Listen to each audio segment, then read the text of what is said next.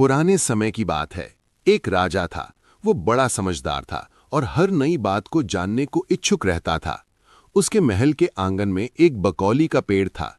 रात को रोज नियम से एक पक्षी उस पेड़ पर आकर बैठता और रात के चारों पहरों के लिए अलग अलग 4 तरह की बातें कहा करता। पहले पहर में कहता, किस मुख दूध पिलाऊं, किस मुख दूध पिलाऊं। दूसरा पहर लगते बोलता, ऐसा कहूं न दीख, ऐसा कहूं न दीख।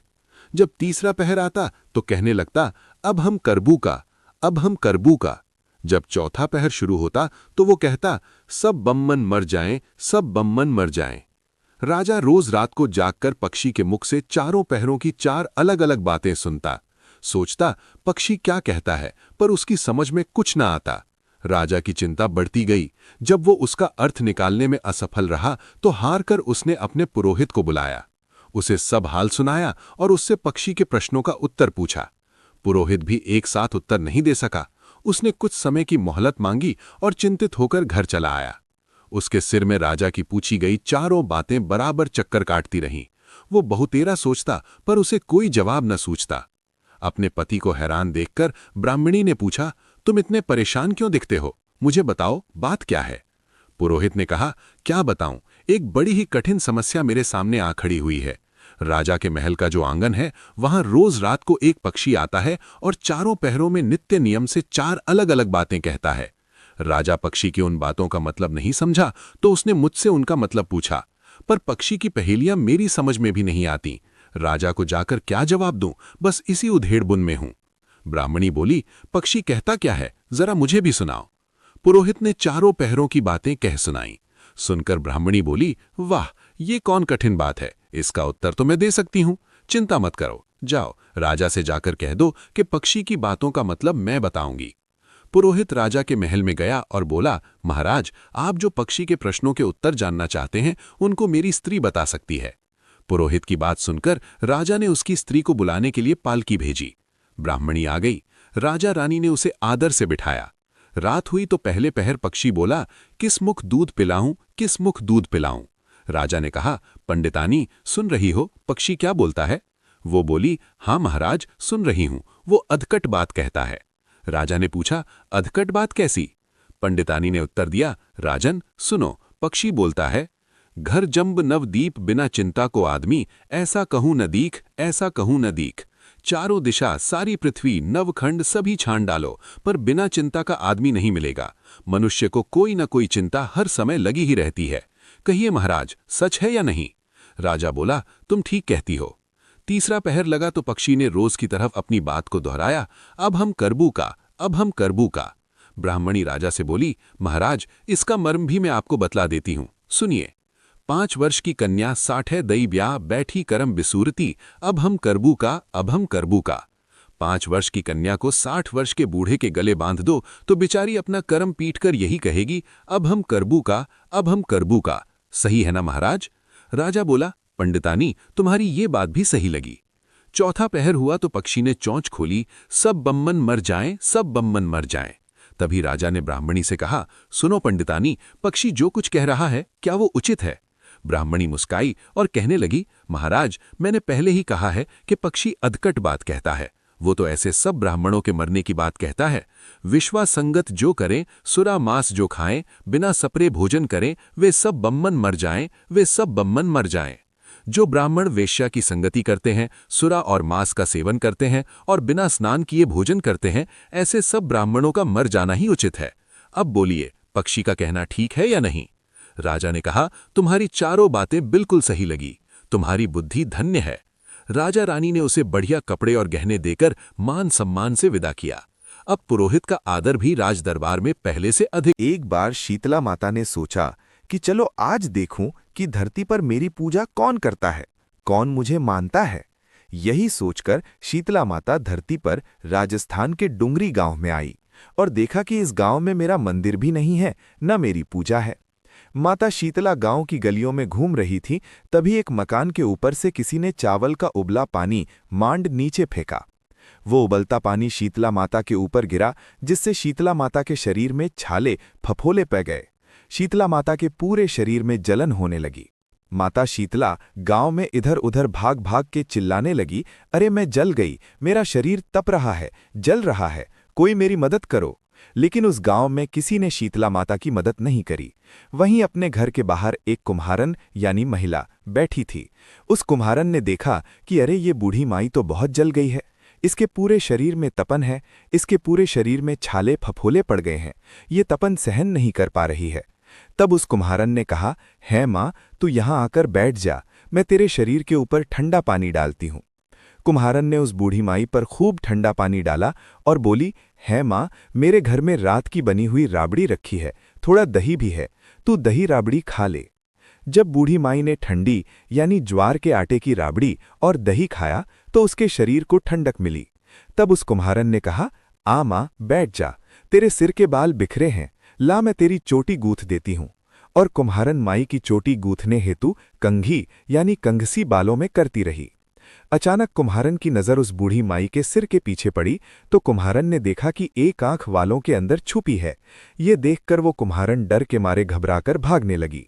तभी उस बूढ़ी माई ने कहा, रुक जा बेटी, तू डर मत, मैं कोई भूत प्रेत नहीं हूँ, मैं शीतला देवी हूँ। मैं तो इस धरती पर देखने आई थी कि मुझे कौन मानता है, कौन मेरी पूजा करता है।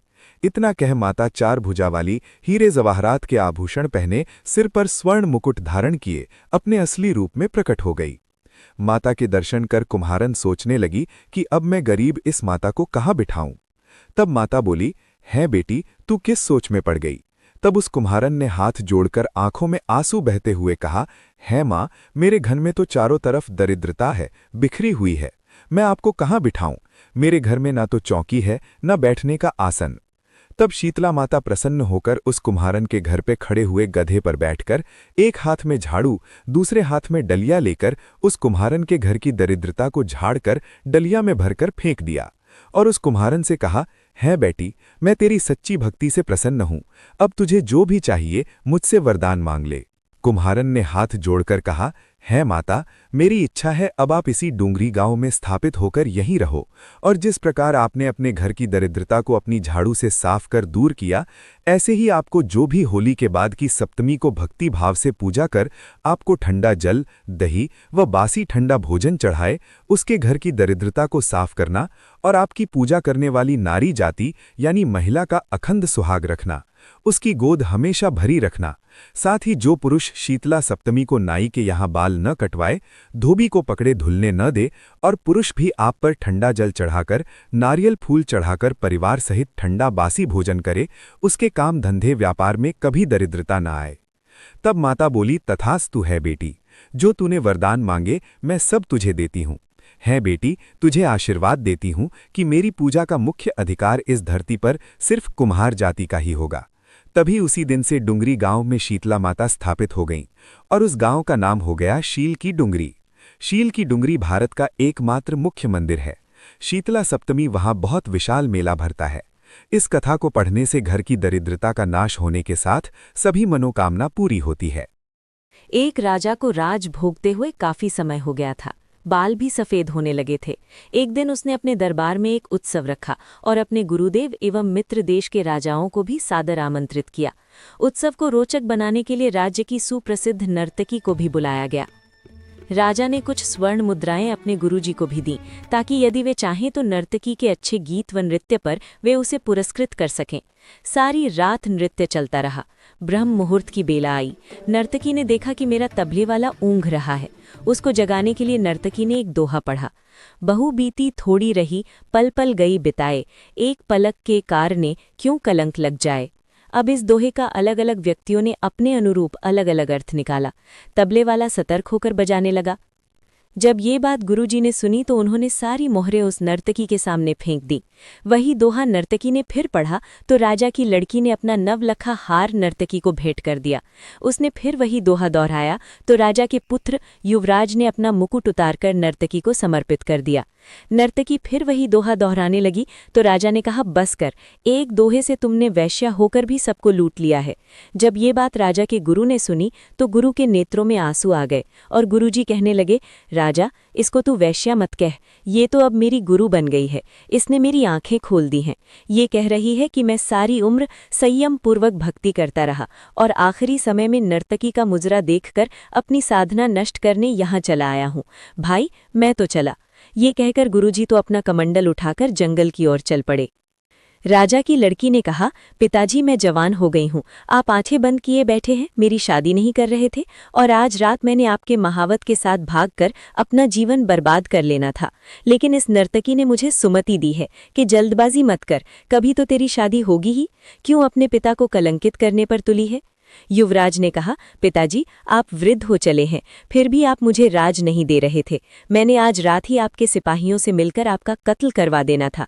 लेकिन इस नर्तकी ने समझाया कि पगले, आज नहीं तो कल आखिर राज तो तुम्हें ही मिलना है, क्यों अपने पिता के खून का कलंक अपने सिर पर लेता है, धैर्य रख। जब ये सब बातें राजा ने सुनी तो राजा को भी आत्मज्ञान हो गया।